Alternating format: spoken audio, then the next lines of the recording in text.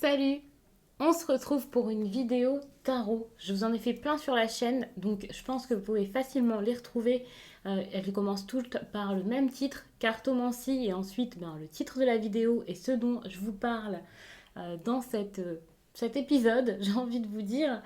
Et pour le coup, cette fois-ci, j'ai envie de vous parler des erreurs à ne pas faire en commençant le tarot. Alors, bien sûr, il y a plein d'erreurs qu'on peut faire. Moi, je ne suis pas parfaite. C'est vraiment ma vision également du tarot, de la cartomancie et ma façon d'apprendre et voilà dont je vais vous parler. Et je pensais que c'était assez intéressant parce que parfois, on va se focaliser sur quelque chose et ça va pour le coup nous faire perdre du temps. Donc je commence assez rapidement et je pense que ça va être une vidéo très rapide parce que les explications pendant 30 minutes, voilà, ça met trop d'informations dans la tête et finalement c'est pas forcément bénéfique. Et là donc j'avais envie que ça fasse sens. Je vous ai pris ici un tarot, je vais pas m'éterniser sur tarot de Marseille ou pas. Là je vous ai pris un tarot illustré, celui-ci donc, qui est le tarot de la sorcière...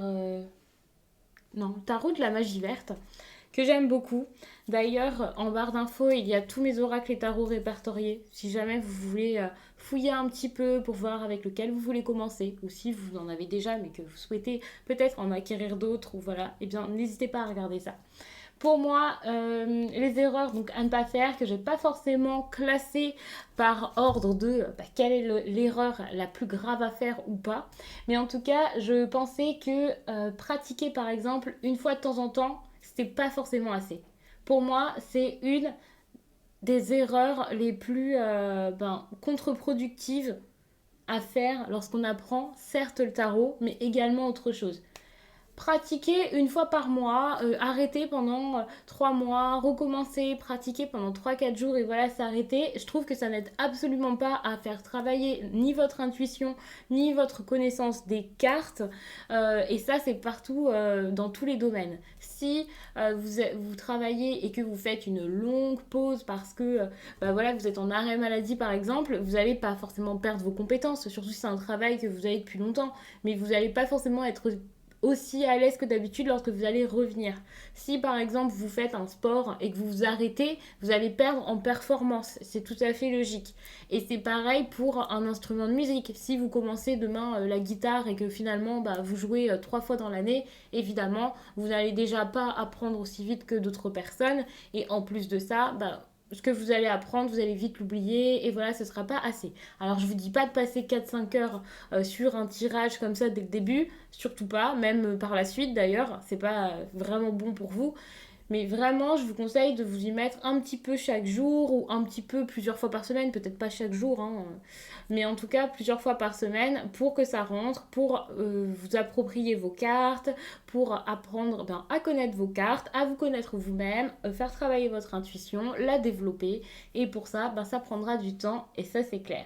Ce que je vois également comme erreur, c'est le fait de commencer les cartes pour une question précise. Alors oui, d'accord, ça peut être intéressant, mais je vois des personnes parfois qui ont envie de débuter ou qui s'intéressent à la cartomancie, même à regarder des tirages, voilà, juste pour une question. Alors ça peut être sympa, mais dans ce cas-là, il vaut peut-être mieux consulter quelqu'un ou alors regarder des vidéos plutôt que d'apprendre les cartes juste pour ça et ensuite d'arrêter. Parce que je pense que le temps de développer votre intuition, le temps d'apprendre et voilà, votre réponse, vous pouvez la trouver largement, facilement ailleurs. Vous pourrez avoir votre réponse bien avant parce que c'est clairement tout un apprentissage et j'ai quasiment envie de vous dire un mode de vie, mais je vais peut-être pas aller si loin, mais c'est vraiment quelque chose sur la durée et pour répondre à une question, surtout quand c'est une petite question comme ça, parce qu'on a une petite peine de cœur, et je parle pas là des histoires sentimentales voilà, compliquées qui durent comme ça sur des mois et des années, mais je parle parfois pour, voilà, on est un peu vexé parce qu'on n'a pas de nouvelles ou ce genre de choses, et parfois on a envie d'une réponse. Pour le coup, pour une petite question comme ça n'en vaut pas forcément la peine parce qu'il faut vraiment savoir qu'il y a du travail derrière et que les cartes, c'est pas juste je vais acheter un paquet de cartes et puis je vais poser ma question et c'est bon, c'est fini et ensuite j'y reviendrai jamais. Comme parfois je vois des personnes qui demandent des consultations et qui disent non, en fait, je veux pas une consultation, je veux juste une réponse à une question. Moi, je sais que personnellement, ça m'est déjà arrivé et je vois que ça arrive à beaucoup de personnes. Je peux comprendre qu'on se dise, bah, c'est juste une pauvre question, c'est bon, réponds. Mais finalement, bah, c'est bien plus que ça. Et ça prend du temps, de l'énergie. Il faut fournir quand même certaines choses bah, de soi-même. Et donc, je pense que les cartes, c'est plus que je réponds à une question et c'est bon, stop. Comme certaines personnes peuvent le penser. Et encore, bah, dans ces cas-là, vaut mieux aller vers quelqu'un, comme j'ai déjà dit, parce que bah, pourquoi apprendre les cartes juste pour ça, même si ça pourrait vous faire développer une passion derrière, bien entendu. Mais je pense qu'il faut vraiment savoir pourquoi est-ce qu'on commence tout ça. Je vous avais aussi noté donc comme troisième point le fait d'apprendre les manuels par cœur de façon très scolaire. Il y a des personnes qui sont très studieuses, qui ont besoin de quelque chose de carré, d'apprendre les cartes parfaitement, de les connaître sur voilà de chaque mot et voilà chaque mot clé. Mais pour le coup, je sais pas franchement si c'est une bonne chose parce que ça peut vous mettre beaucoup d'informations dans la tête qui seront pas forcément euh, les bonnes, pas forcément votre façon de dire les choses, de le ressentir et voilà. Par contre, sur ce point, je suis assez mitigée parce que moi, c'est vrai que je l'ai fait. Je connaissais déjà le jeu de 32, je connaissais déjà le normand, mais pour le tarot, j'avais besoin d'avoir une base, et c'est-à-dire de savoir, donc de connaître certains mots-clés, de connaître les bases de chaque carte, pour ensuite, par moi-même, me faire ben, mon propre, on va dire, mon propre lexique, mon propre ressenti, voir par rapport aux images, et voilà. Donc moi, j'ai eu besoin quand même d'apprendre certains mots-clés pour avoir une base solide sur laquelle après comment dire, bah, ensuite m'étaler, déborder un peu et voilà, j'avais besoin de ça. Mais c'est aussi parce que j'ai commencé avec le tarot de Marseille et il faut dire qu'avec le tarot de Marseille, je n'avais pas de scène, donc évidemment j'avais besoin d'apprendre les mots-clés. Mais si vous prenez un Rider-Waite, comme donc par exemple ces cartes-ci, pas pour le coup, pour le 9 de baguette, donc ça, je l'ai expliqué dans une vidéo, donc voilà, vous pouvez chercher et je pense que je vais vous mettre un petit peu des inserts pour les vidéos. Mais c'est très simple. Avec le tarot de Marseille, on a seulement par exemple ici les bâtons. Et là, ben, pour cette carte-ci, vous avez certes les bâtons, mais vous avez aussi le personnage, la scène entière qui montre beaucoup de choses. Par exemple, si vous regardez le regard de cette personne, vous pouvez voir que c'est une personne qui peut être méfiante, ce genre de choses. Et ça peut vraiment vous aider. Alors que moi, lorsque j'ai commencé, bah, j'avais pas ça parce que j'ai tout de suite pris, ou plutôt on m'a tout de suite offert un tarot de Marseille sans illustration. Et du coup, j'ai dû me débrouiller comme ça. Donc apprendre, c'était beaucoup plus simple pour moi. Alors que finalement, j'aurais peut-être pas commencé comme ça si j'avais tout de suite eu un tarot illustré avec plein de petits détails qui auraient pu m'aider. Après, moi, c'est vrai que j'aime beaucoup apprendre plein de choses, lire plein de livres et voilà, donc ça me dérangeait pas du tout. Et ça m'a pas dérangé par la suite pour ensuite développer mon intuition et travailler avec et voilà. Et de toute façon, j'avais déjà des bases dans la cartomancie via d'autres cartes, mais voilà, qui n'avaient pas la structure du tarot. Le fait également de tirer directement pour les autres, ça peut être un problème. Je pense que c'est mieux de tirer tout de suite les cartes pour soi-même. D'ailleurs, j'y viendrai après, mais pas forcément trop de cartes et trop de fois. Donc, se tirer les cartes, ça, je pense que c'est mieux parce qu'on peut faire des erreurs au départ, c'est normal. Faut pas attendre grand chose de ces tirages-ci. C'est des tirages du début, on sait pas forcément comment faire, on va faire des erreurs, on va interpréter peut-être un petit peu n'importe comment. Enfin voilà, il y a plein de petites choses. Par exemple, le fait de ne pas savoir qu'il faut poser une question précise. Parfois, je ne le fais pas pour les vidéos, mais quand c'est un tirage personnel, il vaut mieux avoir une question précise. Enfin voilà, c'est plein de petites choses qui font que bah, petit à petit, on va apprendre un truc en plus, et avoir des tirages qui seront beaucoup plus précis et beaucoup plus fiables. Et franchement, mettre des choses en tête, dans la tête de quelqu'un sans que ce soit fiable, ben, c'est pas forcément une bonne chose. Ça peut les induire en erreur par rapport à leur vie privée. Et ben ça, c'est pas du tout ce qu'on veut. Au contraire, parfois ça peut même être dramatique parce qu'il y a des personnes qui vont vraiment s'y fier, qui vont peut-être beaucoup trop écouter ce que vous allez leur dire par rapport à ça. Et donc, euh, ouais, vaut mieux que ce soit pour vous, vous savez à quoi vous en tenir. Lorsque vous faites un tirage à quelqu'un, de toute façon, ben, n'hésitez pas à dire à cette personne que vous êtes en train d'apprendre.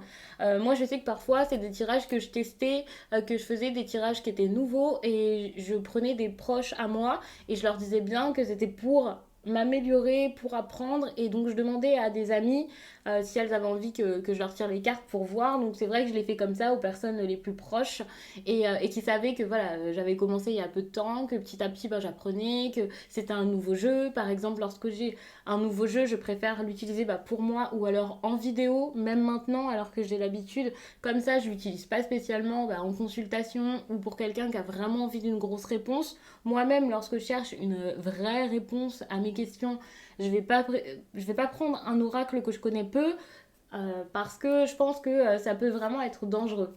En plus de ça, si vous tirez les cartes aux autres personnes pour apprendre, bah, vous n'allez pas spécialement avoir un retour pour pouvoir vous améliorer derrière. Il faut savoir que vous ne connaissez pas exactement la vie de la personne, vous n'êtes pas à côté de cette personne H24, vous n'êtes pas dans sa tête, et ça serait peut-être mieux de voir ça avec votre propre expérience, votre propre quotidien. Ça sera vraiment plus intéressant, et surtout d'ailleurs, c'est pas quelque chose que j'avais noté ici pour vous faire cette vidéo, mais n'hésitez pas à garder des traces de vos tirages. Ça, je le répéterai jamais assez. D'ailleurs, j'avais oublié de vous le dire. Mais en tout cas, moi, je ne le fais plus. De toute façon, je me fais plus trop de tirages. Mais c'est vrai que très régulièrement, quand je me fais un tirage important, je note plein de petites choses.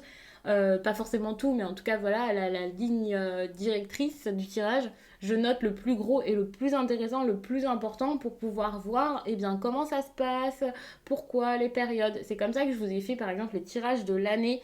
Moi je sais que je m'étais fait le tirage de l'année, ça avait très très bien marché et j'ai attendu donc l'année suivante pour pouvoir vous faire le même tirage.